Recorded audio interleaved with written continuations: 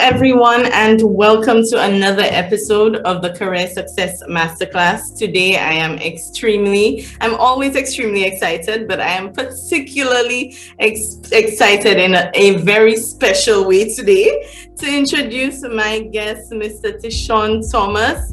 Tishon is a jack of all trades, I would say, in the world of IT. He is a former software engineer, currently an IT consultant, and the CEO of the leading IT consulting firm in St.kitts Nevis, the SKN IT Solutions.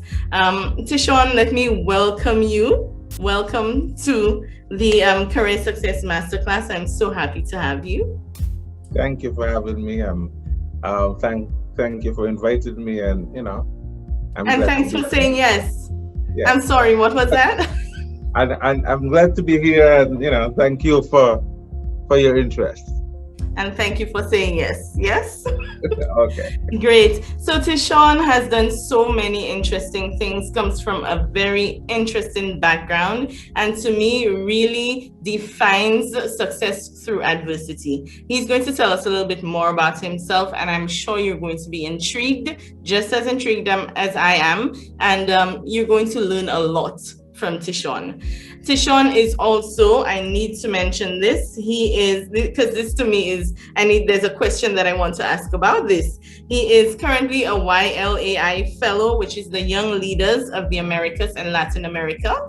And he came in under the Obama administration. So Tishon, did you meet Barack Obama? No, I did not meet him in person, but I did meet the Vice President and the Secretary of State at the time.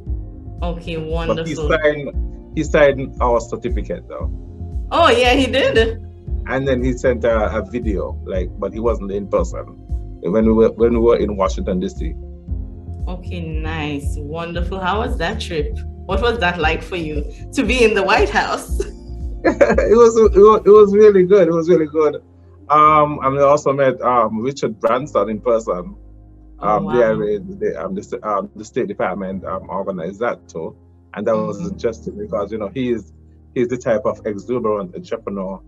So it was good to learn from him also. And being in Washington D.C.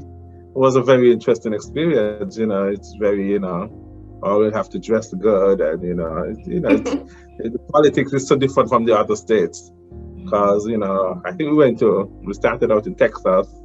And then I spent 4 weeks in Atlanta, and then our last week was in Washington, D.C. Actually, Washington, D.C., Virginia, because we were on the Virginia Bridge. Basically, just the Virginia Bridge. Okay, great. So Tishon is Kittitian by birth. He lives and works in St.kitts Nevis. Well, he was also born here, but I think of you as a man of the world. Yes, because I'm sure traveling is something that you love. I actually saw a clip of you flying on a helicopter on your Facebook page recently. Is travel something that you're really into? Do you love traveling? No, I think it's not intentional. I didn't realize that I traveled so much until I look back and see what I did, because I didn't. My first traveling was in 2000. I finished high school and I went to Canada. But I've been recently, I've traveled to represent St. Kitts. And I think it started in 2015 when I went to Taiwan to represent the Chamber of Industry and Commerce then. Yes. As a small business person. And then in 2016, that is when I became a YLI fellow. And that's when I went to the United States. I think, and after we came back, I think in 2017, we went to Jamaica to the Branson Center. That was sponsored by the State Department. And in 2018, we went to, my business partner and I, Winston Martin, went to Las Vegas to Microsoft Inspire, which because we are a Microsoft partner for St. Kitts Nevis. I didn't realize I was traveling every year, while I was doing it. When you look back, you're like, oh, you've traveled every year since 2015, except I guess 2020. Okay, great. Yeah, yeah, everything was cancelled. Everything, life, but life still goes on, yes? We're just Yes, doing it virtually now. yes. It still goes on, but we can't fly above the seas as much as we would like to right now. Tishon, I have some warm-up questions. I mean, we've already essentially started the warm-up questions, which is awesome, Okay. but I have written down some questions that I would like to ask you just to help us ease into the interview a little bit more. I have my notes here, so if you see me looking down, I'm looking away at my notes.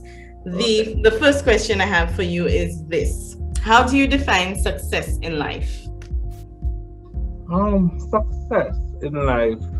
But for me personally, I used to think before, that success was some destination, some pinnacle that you reach. But more in the last few years, I've realized that success is an ongoing thing.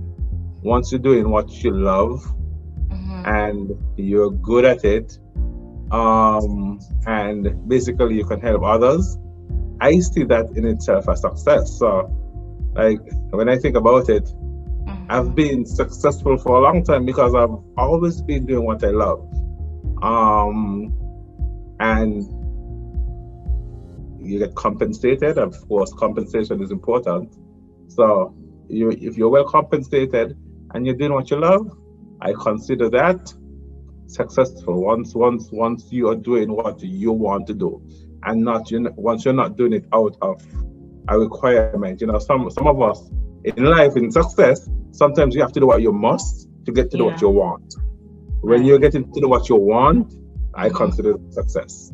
So you're one of the lucky ones who've been successful from as long as you can remember, because you've been in this field forever. Yes. I will definitely, what I get paid for, I will do for free. Okay, so, great. You can't get better than that. I like that. I love that. If you can, what you get paid for, you can do it for free. That means you're really invested. You really love it. Yeah. And that really defines success. I love that definition. What is one lesson in life that you would never forget? One lesson you've learned so far in life that you believe you will never forget? Well, it's a general lesson, and there's several ways that it's expressed. But the simple way, Victor Williams is who I learned this from, is to forego present pleasures for future gain. And it basically means, you have to make sacrifices in order to have a better future. Sometimes you can't have it all now, or having it now is not the smart thing to do. You really have to forego present pleasures. Sometimes you have to give up some pleasures and sacrifice for a better future. Yeah, so you have to present pleasures for future gain. For future gain. So forgo essentially how do they say that? Immediate gratification, yes? Yes. Yeah, for something better in the long run. I love it. Awesome. And the last question, other than this interview, of course, what has been the best part of your day so far? The best part of my day? Other than this interview, because this is the highlight of my day, being on here. But the best part of my day, what's been the best part of today for you? Today, I think it's coming up. I'm supposed to go to a friend's art gallery opening, so I'm looking forward to going to that. But I've had a busy day, and I think I got a call, and I think one of my estimates was approved. And it's a great day then. That's a good day. Yes, it's a great day. Awesome. That is amazing. Tishon, you are right now a very highly sought after, and I know this because I've worked with you. I've been a customer. I've worked with a company who had you as their IT consulting firm. So I know that you are very highly sought after IT professional in St. Kitts Nevis. And I want you to just take us a little bit along the path for you so far in St. Kitts Nevis, within your field. Give us a little bit about the journey to becoming this highly sought after IT consultant? Okay, well, okay, my journey really started out as a choice between having a career and a job. That is when I finished school in 2002, CFBC, which is the Clarence Fitzroy Brand College. I guess it's equivalent to a community college in the US and other places. And had an opportunity to do an internship as a computer technician at Ross University, or become an accounts clerk at another company.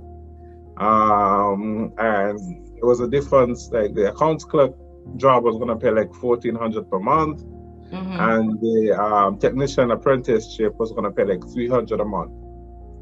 And I wanted to become a technician so bad that I like, I don't care about the money. I want to learn, and so that was my choice to get in to the IT field. The IT field, even now, is a very hard field to get into because usually it's high paced. Yeah. It's highly paced, so you could only get in usually with a bigger company who have a big enough staff to absorb you and and the training with you. Because even me as a company now, bringing on an intern is hard because you're daily, you're like going. You don't have a lot of time to stop and train. And so I saw that opportunity for what it was, and I think that was my first entry into the IT field. After about 4 months after they did my review, I got a job at Hosford as a network technician, and then I was promoted at Hosford, went to be the database administrator. Then I left Hosford and went back to Ross to be a network technician, Ross University. And then I was promoted again to be a computer programmer there. That's where I was doing software engineering. And then I left there and started to be an IT manager for Christoph Harbour, because I was doing their job kind of part-time while I was working at Ross. And so, I was supposed to travel. I was supposed to travel for Ross University to do some training, and decided, no, we can't afford for you to leave. What do you need to stay and become an IT manager? And so I jumped at that opportunity. And then I was with Christoph Harbour for about 4 to 5 years. Then I left Christoph Harbour to become the systems manager, the IT manager at the St.kitts Marriott Hotel. And then I decided, while I was there, like, I'm at the top of my game, and I always wanted to do my own thing. And my plan initially was to stay about 3 years at the Marriott and then start my company. But I kind of did it after like a year and a half. And SK90 Solutions was born in November of 2013. And we're going on about 8 years now. So we started out very small from my home, and now we have an office. We were up to like 10 staff members. I think we're down to 8 now, during the pandemic and such. But yeah, we're pretty busy, and lucky.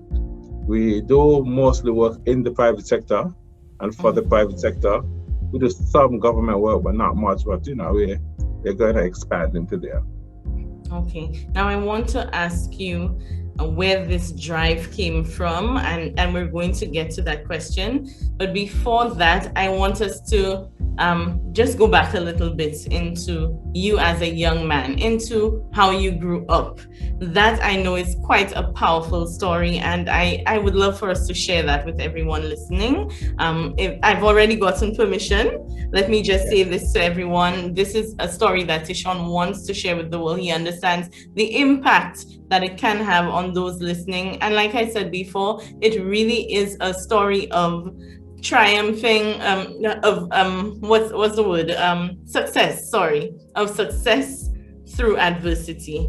And Tishon, let me hand over to you now, because I think it's pretty powerful, and for sure you have inspired me. I can say that. And just your business ethic, your work ethic, the standard that you hold yourself to as a businessman, I'm very impressed by. So tell us a little bit about how you grew up. Okay. Well, first, I technically was born in Challengers to a mother. I think I was the last of 4 children. And, I think, well, unfortunately or fortunately, my mother, even before I went to the children's home, I lived about 3 different places before I was 6 years old. But at about 6 years old, my mother carried me to the children's home, and she went away. I think she went to Puerto Rico. But I don't know what happened, but I didn't really see her again until, I think she was deported or something when I was 15 years old. But I basically did all my formative years in the children's home, which was from age 6 to 16. So I think when I went in, I was in grade 1. When I left, I was doing 60 subjects. So all of my school years, all of my formative years, all of my anything important that made you who you are. It was in the children's home. Being in the children's home was tough, as you could imagine. The teasing with the children. I mean, I think at one point, most people don't know this, but at one point, I was threatened to go to the Harris's home, which is now called New Horizons, which is the home for basically bad boys. But it's not that I was a bad boy, but they're like, hey, the lady at the children's home, they can't deal with you, so we don't have anywhere else to put you. So, but I'm like, hey, that's where you put juvenile criminals, and like they're like, well, that's where you're gonna go. But I had lucky for me, I had a lot of friends who were adults and adoptive parents who kind of stepped in for me, and so on.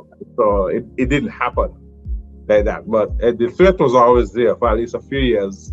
Hey, you're gonna go to we used to call it Houses Home at that point. It's now called New Horizons. But there were challenges just like anything else. I mean, I think when I lived in there, I think we had about 36 children. So there's boys and girls. And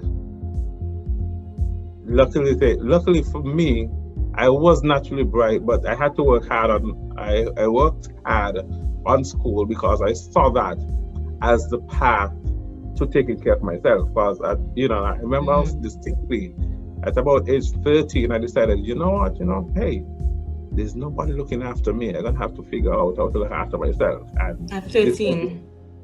And this education thing is what the adult says the way to do it. So I focused on school, even though I didn't have to. Nobody forced me to. There was no particular support. Nobody ever helped me with homework or anything.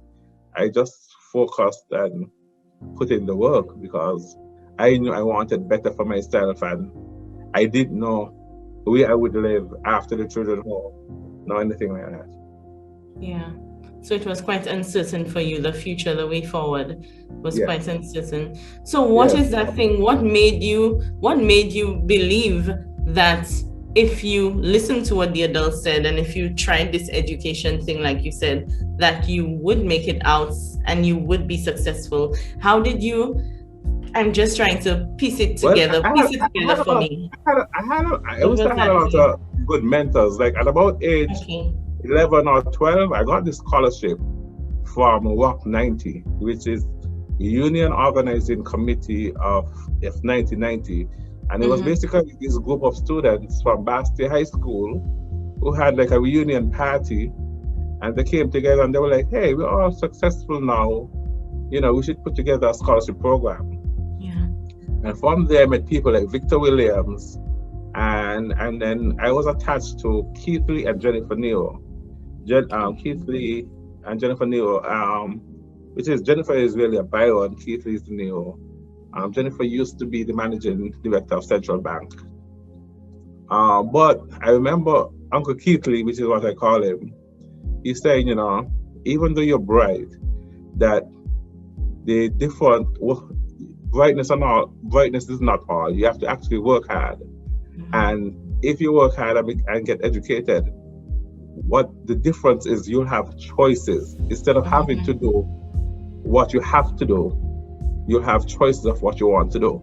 Yeah. And I like the idea of having choices, you know. So I'm like, hey, Okay. you know, I want to do this.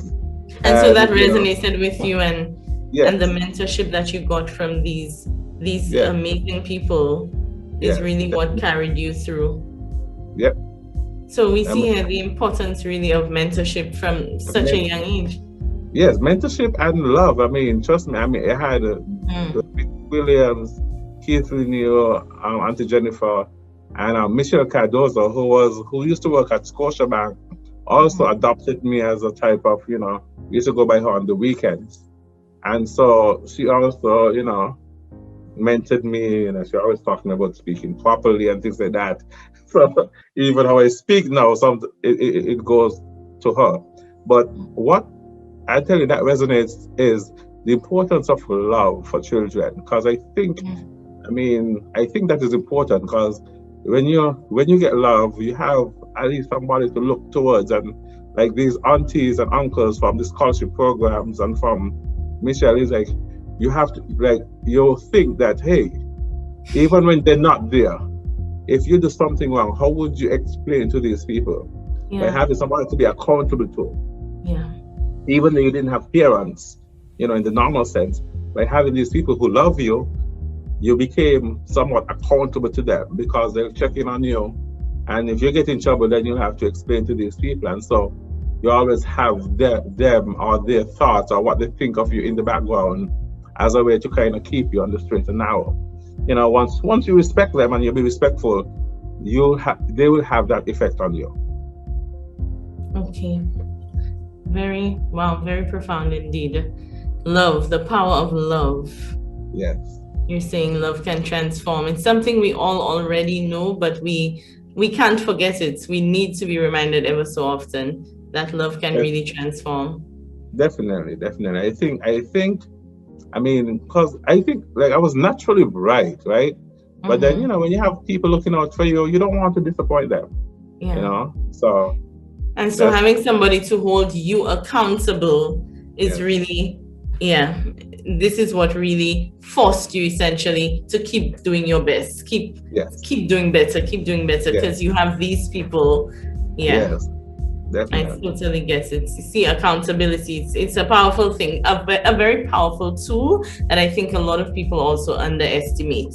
And so I'm happy now that we are in a world where we have all of these virtual accountability groups. I've actually joined one. I know of several others that are going on right now where you can meet up with people online on Zoom just like this at the same time, and everybody does work together, and then at the end of the week you have to kind of give an account of where you are. So I totally get that. That is a powerful tool. And so what is the relationship like with your mom now? Do you have a relationship with her? Well, your parents, my father and I have a better relationship than my mother and I, because my father visited me in the children's home. Like he was like a man, like a rolling stone. So he lived by himself all the time, but lived with different women all the time too. Had different women. So he was like, I'm not in the position to raise a child, but he will visit summers and he'll bring stuff for school and so on. And as a young child, you appreciate those things. So he was in my life constantly all the time, even though he wasn't parenting me. So when I left the children's home, we did go to live with him when I was 16. And I lived with him for about 8 years, and then before I moved out on my own. My mother, me and my mother's relationship is basically, it's not motherly, I don't call her mom, I call her by her name. What do your parents think of you now that you are Tishon Thomas, IT consultant, CEO of SKN IT Solutions, fellow of YLAI, and doing all of these amazing things in St. Kitts and Nevis? I even saw that you wanted to give back, to the children's home. I read that. This is something that you I was on the board, of directors for the children's home. I'm also the chairman of the scholarship group that sponsored me right now. So, but to answer the question, like my mom thinks I'm rich and I need to give her more money. But my father is extremely proud of me, and Yeah. he's super proud, and he sings my praises, and he's just proud every time he sees me on TV or sees an interview with me. Yeah. He's just super proud. But my mom is like, "You're rich. You need to give me more money." And you have a strategy for dealing with Yes, that yes, situation, so you have yes. it under control. I have it under Okay. control. It's not a problem, I deal with it differently at different times, and I'm okay with that. Okay. So what's it like being a boss? Because I'm sorry we spent so long on talking about how you grew up, but this is really where it all begins. This is the foundation of who you are now. And so Yes. thank you so much for sharing this with us. What is it now like being a boss? You're now the CEO of this really, really successful IT consulting firm. And I want to understand for you now in your career where you are at now. What does it feel like? Well, it's not what everyone anticipates. Actually, Mhm. I I guess it's really good. I love what I do, so I don't really feel like a boss. You're one of the guys. You're one of the Yes, yes, yes. team. I feel like I'm just solving problems, and I have a really great team that Hmm. work for me and with me, and it's like, see, most people think, I'm the boss. I could do what I want. I Hmm. could go to work when I want. I could wake up as late as I want. And it doesn't really work out like that.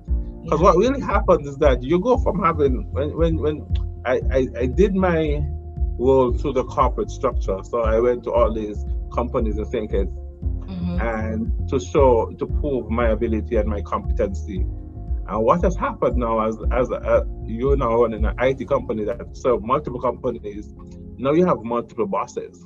Hmm. Actually, Hmm. every client is your boss. And so I'm up at 7 a.m. working every day. I work, constantly. My phone is ringing until probably 7 at night. And one of the things I'm actually more proud of is, being able to provide employment for my guys, for my techs. Because, and believe it or not, I mean, think about it.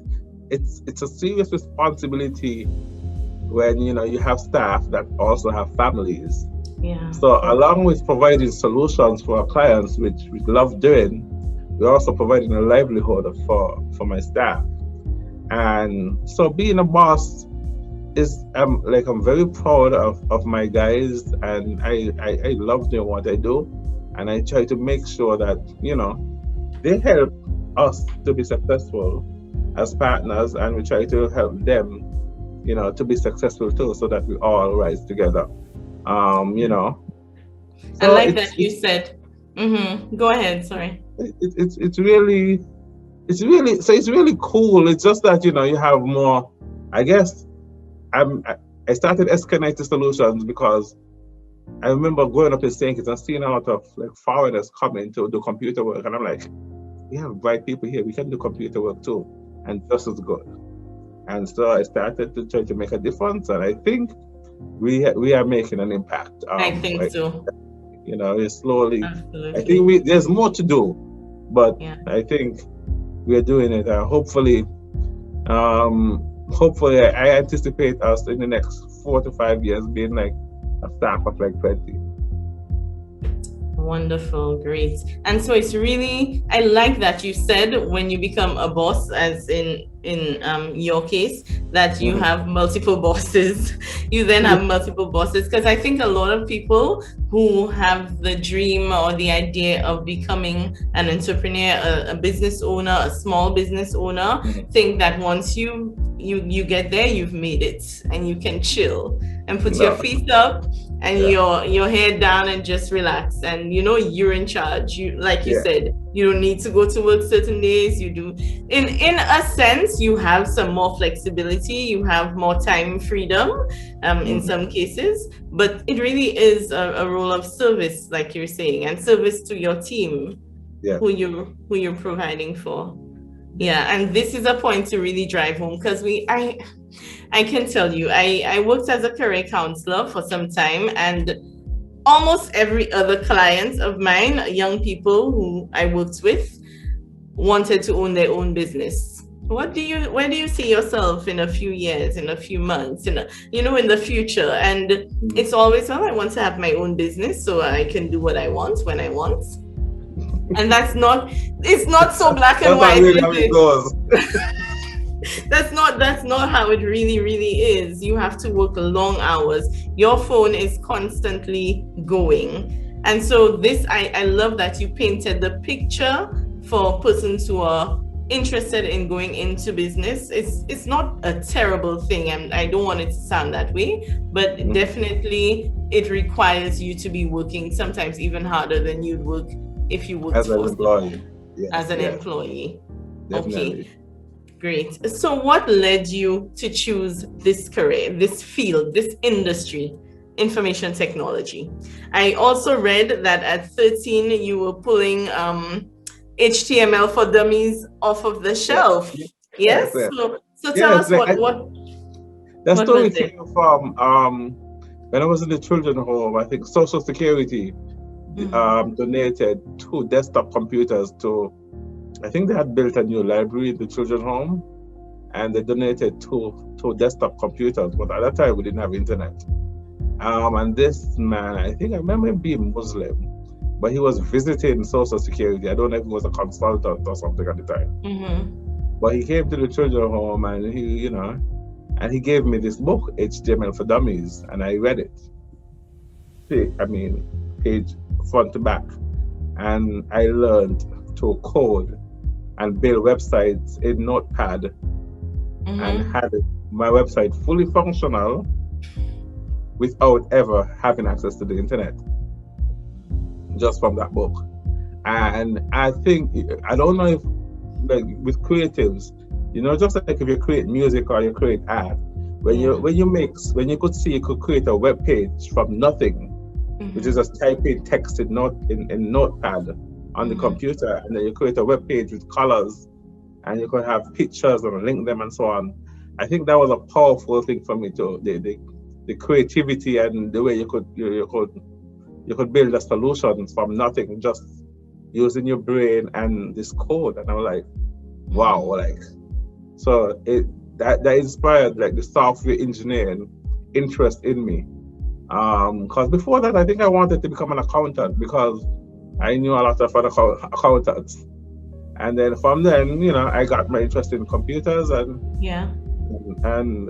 I love doing it. And then I think Michelle Cardoza was my adopted mom when I was in CFB. I think she gave me like a laptop, and I used that laptop to study when everybody else was chilling, and I was researching and coding on the laptop, even though we didn't have internet. So I kept working at it, So and I love it because coding is boring to most people. Like if you ever wrote code, if you don't love it, it's like it looks like gibberish anyway. If you don't understand it, and there's a lot of logical statements and this and that. But I actually loved the challenge of coding, and so I actually was always in software until I went to Washington University. That's where I learned hardware. I learned to fix computer actually after school in that internship. So now I do more IT management at the top level. We both fix with the software, hardware, networking, security across the board. And hopefully we're going into our next thing is to expand the coding department or app development. And that should be part of the 20 staff that we should be by in the next 5 years. Wow, wonderful. I also know that you said, or I read that you said you would like for SKN IT Solutions to be the IBM of the Caribbean. Yes, definitely. That's my dream, to be both regional and international. That is why we're going to application development. Application development, I could develop it here, we could sell it globally. And I think just like how there are big companies in the US, we could provide solutions across the Caribbean. Because if I could solve a business problem here, trust me, there are other businesses on the islands, on other islands, that have that same problem that needs solving. And I think, and I know we can solve big problems. And the bigger the problems you solve, the bigger the compensation, the bigger everything. The bigger the success. Yes, definitely. Yeah. So solve more problems. That's the aim of the game. Want to do. Yes. That is why we name SKN IT Solutions. Solutions. We name also Caribbean IT Solutions. There you go. You already have a name. Yes. Oh wow. Okay, so the plans are really, really great, and it's exciting. I know that you guys can do it. I see what you've been able to do in St. Kitts Nevis in such a short space of time, and your head is in the right place. You know what it is you're doing. So for other people, other persons who are interested in getting into this career, I want to talk a little bit more about what being an IT consultant is. I know we've touched on it a little, but I want it to be really clear and really plain to either young professionals or people looking to switch careers who may be considering actually going into that field. Break it down for us. Tell us what this role entails. So basically, being an IT consultant in the IT field, you really remember IT is a tool for business generally. So basically, we're using technology to do business procedures. So sometimes you're automating a manual process, sometimes you're solving a problem using technology. And really, who we are is that we are the interface between the customer and the solution. So basically what we do is simplify it for customers, because usually customers know where they want to get to, but they don't exactly know the path. So it's my job to say, hey, this is where you want to get to, and this is how we're going to use the technology to get you there, and simplify it for them. Because technology has a lot of terminology that a lot of people are afraid of or fearful, thinking that it's complicated. And basically, it's my job to simplify the complicated stuff and just get it working for the customers. Customers, like generally, this is what you'll find. Your job is to solve the problem. This is all the customer is concerned about. Hey, how can you get this working for me simply and reliably? If you can do that, and you can do it repeatedly, more people will come to you. They will keep telling their friends. Like for SK90 Solutions, for the 8 years, we have not had a marketing budget, because most of our marketing comes from word of mouth and customer referrals. So it's really about, simplifying it for the customer, like it's really just solving problems with technology. And you have to love what you're doing. You have to be dedicated. You have to spend the time, because you cannot do it 8 to 4. You cannot expect, it's not normal. You can't do, oh, I'm finished 8 to 4, I'm not working on the weekends. You have to constantly be researching. You have to be good at your game, because remember, there's competition, and there's competition globally. And eventually, you want your customers to be happy. And sometimes they may bring up a problem that you don't know how to solve yet, but you know how to actually get the information quicker than they can. And so they go say, okay, you want this? I've never really done it before, but let me do some research. And then you come back and you're like, okay, here's what we need to do to get what you want done. And that happens quite a lot. You'll be amazed how many jobs we do. And it's the first time we're doing it. And we just execute it, because you do your research, you know what the customer wants, and you deliver. Okay, nice. So then let's go into what are some of the skills. What are some of the skills and knowledge that someone would need to have in order to be successful at consulting in IT in the areas that you consult in? So first, we'd need to then talk about what are some of these areas you provide consultancy services in, and what skills and qualifications later on people would need to get into that field, because I want to do the matching for people listening. A lot of people have the idea, I want to do this, but I don't know what it entails. I don't know what would I need to have. Yes, they can Google, and some people, they don't research. some people do, and it's still not clear. They still really cannot, understand what the trajectory would be. So tell us some of these things that you do and how people can get themselves ready to do the same. So generally, the skills you need basically come from school. They're theoretical and there's practical. Part of computer science or information technology is where you do systems analysis and design, and this is really where you learn to say, okay, theoretically, this is your problem and this is what we need to solve it. Importantly, next to that, you need networking. You got on hardware certifications like CompTIA will teach you about hardware and memory and power. Then you'll learn networking in terms of data cables, how to terminate them, how to test them, and become IEEE compliant in that business. Then there's security.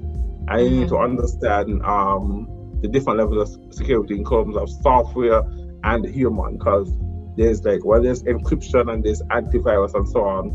There's also social engineering, where because most hacks or most security breaches come internally from within the company. Yeah. And then risk analysis about training your customers about how to see a phishing email and things like that. It's really a lot of reading, and you actually have to be, I don't think you can do it halfway. You actually have to be interested and love what you're doing, so that, because I read a lot. I read so much, like more than the average person, but I read because I love to do it. I'm interested. I want to know what is going on. And to me, I always says, I'm willing to work harder than the next guy next to me. And you have to always be willing to do that if you want to be the best. Because I always want to be the best. So I'm like, if I want to be the best, I got to be willing to work harder than you and harder than anyone. Put in the work. Put in the time and put in the work. I think that's really, there's no shortcut to putting in the work. Even if you are smart, you still have to put in the work, because nothing gets done without work. Okay, so as an employer, what kind of qualities are you looking for, and what kind of qualifications are you looking for in someone who you would hire, in an employee? Let's say you're hiring a systems analyst or a network administrator or someone to do security. What kind of skills, what kind of personality traits, I should say first, personality traits, and then... I was going to focus on, because actually there are two things I look for. I look for basically your ability. Unfortunately, it's not a field where you can be kind of slow. You have to be smart, you have to be quick thinking, and you have to be analytical, because a lot of problems are not clear. You have to think on your feet, and then you have to react in real time to a problem. So I need students that are really self-starters and know how to say, hey, do their own research or ask the right questions, instead of, because you'll run into multiple problems, or you'll go to somewhere to think it's simple, like it take you 5 minutes and then it could take you 5 hours, just because of the complexity of it. But what I look for more is also the attitude of wanting to learn, willing to work hard, willing to stay long, instead of some people want to go home, or they want to, they have something to do, and then you have to be dedicated to the job, and you have to love what you do. So I like to see my type of passion within my employees, because I know, for example, hey, it's not about, oh, it's lunchtime, I have to go take my lunch. Oh, no, we have a problem to solve. Solve the problem, and then when you finish, you go to lunch. It's not, our thing is to finish the goal, get the problem solved, instead of, being like, oh, it's 8 to 4, it's 4 o'clock soon come, you're watching your clock. If you love what you do, you won't be watching your clock. And so I look for that in potential employees. So you're saying passion, you just to kind of create a list. You're looking for passion, you're looking for someone who's committed and dedicated, you're looking for someone who's smart, who can think on their feet. Yes, and who can do their own independent research and does not need to be spoon-fed everything. And so great. Wonderful. Okay, so for those of you listening who are interested in the IT industry and working in that industry as either an independent consultant, an analyst, a network administrator, hardware, software, whatever it be, these are the qualities and characteristics that'll really get you there. You need to have these, is what we're hearing firsthand from an employer within the industry. So now I want to talk, I think we kind of touched on the qualifications a little bit, but just to clarify it a bit more, what qualifications should young people or career changers seek to get to give them, an advantage in the industry? Okay, the qualifications you need to get basically if you get like hardware, like CompTIA A+, some networking or security certifications where you know the basis, and cloud technology these days. You need to understand the cloud. And if you go in software, you need some web development, you need some coding, you need to understand logic. I mean, coding is all about logic. So to me, once you get the basics, you just need to get the basics, because that's all school gives you. School gives you the basic, and then you have to apply it into the real world, in the field, and work with a team. That, because usually every time you go into the real world, I mean, it doesn't look like what happens in school. Every business has a way of doing things their way. I mean, you might have used an accounting program in school or some other program in school, and you go to the business and the business has this one, and you have to learn that one. But once you have the basics and you have a solid foundation and you're willing to learn, and you don't think, you also can't be a know-it-all. You have to be willing to learn and know that you don't know everything, and listen more than you speak. And in order to lead, you must first learn to follow. Awesome. And so do you need to have a degree? Do you need to have a computer science degree or a master's degree to be able to be successful in the IT industry? Absolutely not. Bill Gates, I mean, most of these high entrepreneurs in Google, they did some college and dropped out once they found their passion, and they look, hey, I can't finish school, I found this passion. I myself don't have a bachelor's degree, but I did also do some schooling. Like while I was at Ross, the very old Ross University, so I started my computer science degree with Ross University, and I finished about 84 of 120 credits. But I did computer science and software engineering there. And I did those courses, and I didn't learn much because I knew that stuff already. My actually best subjects for my degree was psychology and critical thinking. That's where I think the most from the degree. So I do not require any of my employees per se to have a degree, because I know so many people, even in St.kitts now with computer science degree, that don't know the field. They haven't worked in the field. They never got a job, and so they're not competent. Computer science in this field is one of those places where if you don't use it, you lose it.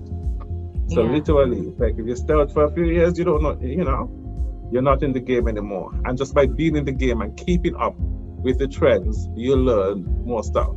And if you notice now, the bigger companies, even in the US now, they're now realizing, hey, having a degree is not a requirement. It's about your capacity to learn. It's about, because remember, we do tests in school and you have to close your books and do an exam. When you're in the actual working world, you can open up your book and work. Yeah, nobody is stopping you from reading the manual. It's actually encouraged. Good. So a degree is not mandatory, but it is useful. Some of the information you will learn in there, but you need to be someone who is committed to ongoing, continuous learning. Education. Yes, because having a degree of something is totally useless. Like I learn things every day, every week. I mean, I'm constantly learning. I have to, in order to be on top of my game. Yeah. And so, guys, girls, ladies, gentlemen, you need to be someone who loves learning, who enjoys learning new things, and who is naturally curious and wants to be able to solve problems, is what I'm hearing you saying, right, Yes, Tishon? yes, Okay, definitely. great. And so we're getting to the end. Let's talk a little bit about money. Okay. So someone in this field, someone who may be interested in working in this field, and we're looking at just averages, just estimates here, rough figures. How much should they expect to earn? What do you think would be a reasonable salary, a reasonable expectation for someone who owns a consulting firm, or who is an IT consultant who works in management in senior levels within the IT industry, as you are, in terms of providing that kind of consulting? I will tell you, corporate. What's a range? Maybe you Yeah, can give me a range. yes, in the corporate world here, Mhm. I would say in the corporate world, you're thinking between $4,000 to $10,000 per month. 4,000 That's to $10,000 Eastern Caribbean dollars, yeah? $10,000, yes. Okay, so in US dollars, that would be like about 1 to 5,000 US dollars. So that'll be 1 to 4 2,000 to 3,000 US per month. per month. Yeah. Okay. So 2,000. The range is 2,000 to so 2,000 is about 5. So it's about say a 50. So okay, so you're looking at so because I think management here start about 4,000, 4,005. So you talk about 1,800 US to about it could be up to 4,000, 5,000 US. A month. A month, yeah. And I know some people will say, well, IT is such a broad field and you can't just put a range on every IT profession. No, we're looking at leadership, we're looking management, and we're looking at IT consulting in the networking and network administrator, systems analyst field. Yes. Yeah. And the process has a lot to do with who you're serving. If you're in government, there's limits. If you're in the private sector, it depends on the size of the company and the size of the department. Of course, as an entrepreneur, you definitely don't have any limits because it depends on the success of your business. Exactly. It could be less, it could be more, it could be less, it could be much, much more. Luckily for me, I haven't gotten the $1 million project yet, but soon, when you get $1 million project, then you'll be compensated. But it takes time. You have to put in the work to go to the top, and it's about foregoing present pleasures for future gain, sacrificing up front, and knowing that there's no get rich quick scheme, even in IT. You have to put in the work. You need to. It's what you put in. What you put in is what you'll get out, right? Get out, yes. Especially as an entrepreneur. So all those looking to own their own business, what you put in is really what you get out. And so, what is the best career advice that you have for someone who is interested in getting into the field of information technology in the Caribbean or anywhere else? Because we're in the Caribbean right now. But for anyone, just start now and work hard. Because I think a lot of us as entrepreneurs, you wait, I don't have enough money yet, I don't have enough funding. Like, we didn't start 'kitts Solutions with any funding. It was mostly sweat capital. And today now, we're doing in excess gross of $1 million per year, gross revenue. So you need to start. You just need to start.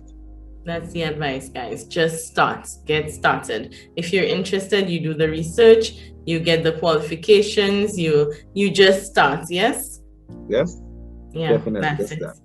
Awesome. And just before we end, Tishon, I want to now turn it to you to tell our viewers a little bit more about kitts Solutions, where they can find you, how they can contact you, and how they can connect with you online as well. Okay. So, hi guys. kitts Solutions is a full service IT operations and consulting firm. When we say operations and consulting, because we do infrastructure operations and consulting. Infrastructure meaning your cabling from your building. You give us your plans. We do a network design, and we could build out from there. We also do operations where you could come in and manage your IT that already exists, including your servers and your domains, printing and everything, and security. And then we do a lot of consulting where you want a solution and you don't know how to go about it. It could be a software, hardware solution. We come in and show you what's the best way to do it, how our other successful clients has done it, and basically how to save you money using the best technology available. And you can find us at sknitsolutions.com. You can find us on Facebook, SKNIT Solutions. You could email info@sknitsolutions.com. That's solutions with an S. And our office is on Church Street in Bastia, St. Kitts. Numbers are 465-2731. And we're available all week. We do work on the weekends and special projects, but we're not open to the public on weekends. But we're open all week from 8 to 5 p.m. And we're on Church Street. We're willing to help you with any problem at all, big or small. And we don't only do work for businesses, we do work for personal. You can walk in and fix your laptop, your Mac computer. We don't do phones or tablets generally, but we solve any other. We do also a lot of CCTV installations. We do gate installations. We do home automations. And anything that you could think of technology-wise, we're willing to help you with and make it easy. You could come in and ask any question. We don't, no question is stupid and nothing is too small. Wonderful. Thank you very much. Again, we've been talking with Tishon Thomas, CEO and co-founder of SKNIT Solutions in St. Kitts Nevis. He's been talking to us about his career, his journey, and how you can also pursue a career in the field of information technology, in the information technology industry. Tishon, I want to thank you so much again for your time. Thank you so much for making the time to be with us today, for speaking with me. I know you have a lot of stuff to do. I will not keep you any longer. Enjoy the rest of your day, and I hope that event that you have to go to later today works out well and it's fun. Yeah. Okay. Thank you so much. Thank you for having me. And nice to do this for you, and all the success in your future episodes. Naturally. Thank you. And for everyone else wondering, I will put all of the information on how you can contact SKNIT Solutions and how you can keep up with them online. Thanks again, Tishon, and I hope to see you all in the next episode. Bye, Tishon. Okay, bye.